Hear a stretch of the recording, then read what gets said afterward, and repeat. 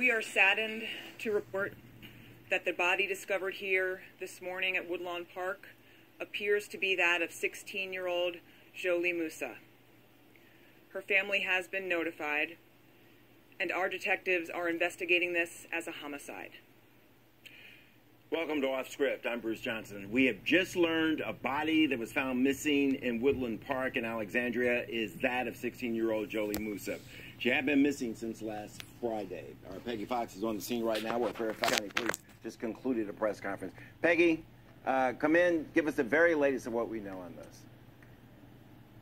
Well, the very latest, Bruce, is that a body was found here this morning. Police were searching here. It was the second time they had been in this park searching. It's Woodlawn Park, right off Richmond Highway, less than a mile from where Jholie Musa lives.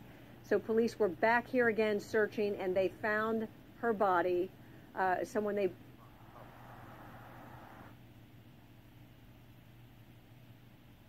11 a.m. They've been here collecting evidence. They are still here now. The body has been taken to the medical examiner to determine how she died. This is being considered a homicide. Now, I've known since 4 o'clock that it's Jholie Musa because I talked to Sarita Stewart, her mother. I met Sarita Stewart 2 weeks ago, 3 days after her daughter disappeared. And let me tell you, I have had a bad feeling about this since day one. I talked to the family. They all were extremely worried. The stories all matched as far as what happened. Jholie and her twin sister were in their home, the two of them by themselves. The twin sister, whose name is Jholie, told me that Jholie was brushing her hair, doing her hair, and that Jholie was constantly texting. I mean, not texting, Snapchatting. It's very specific. Snapchatting away with a strange man. All Jholie told her sister was that he was an African man. And then suddenly, Jholie said, I've got to go. I'll be right back. I'll be right back. She was emphatic that she would be right back. And she went out the front door. There's video of Jholie walking out the front door. She never came home. Now, Jholie wasn't really worried because the two of them had made plans to spend the night with friends. But the next day, Jholie never came home. And Jholie was very worried because she didn't know where she was, and her phone had gone dead. She told her parents. Everybody came in. Her dad had been out of town. Her mother lives in Texas. She flew in. I did interviews with the whole family that Monday, 3 days after Jholie disappeared, and they were desperate. They were on computers. They had an iPad that was connected to Jolie's phone, hoping that it would turn on. They were hoping that she went somewhere and that she'd turn her phone back on. But it was like that. Then for 2 weeks, they had no trace of her. That Saturday, they called police. Police came over, and because Jholie walked out the door, they listed her as a runaway. Take a listen to what police said tonight. This is the second time that we've searched Woodlawn Park based upon investigative leads, and detectives and officers came here today to try and find Jholie alive.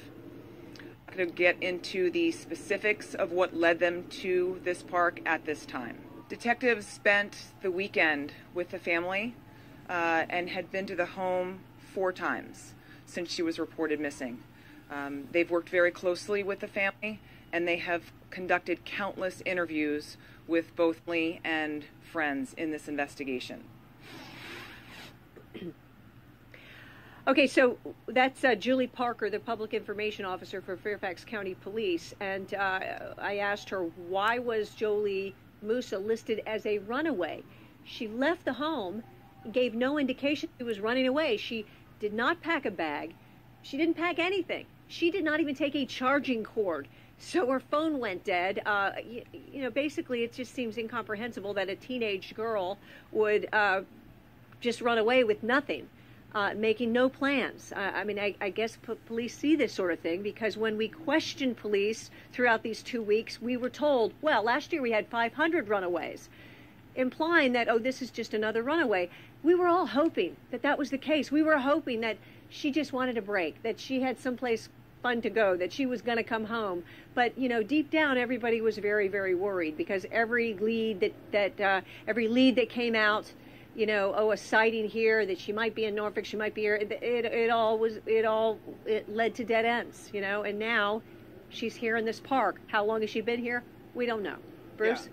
Peggy, which leads to a question. If you listen to the police spokesperson there, this is the second time they went to that park. She says they went to the park today expecting to find this 16-year-old alive.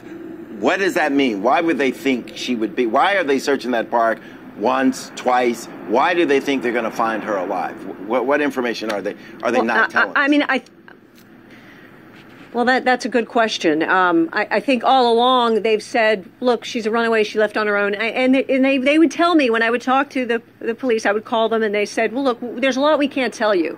And they also put out there that some of her acquaintances were not being forthcoming. So they felt there was a lot of shady, I don't know. They thought they would. Right. That's a lot of questions that we need answered. Yeah. Peggy Fox, thank you so much. I know you've been on this story from the beginning. I also know that you become very close to the family.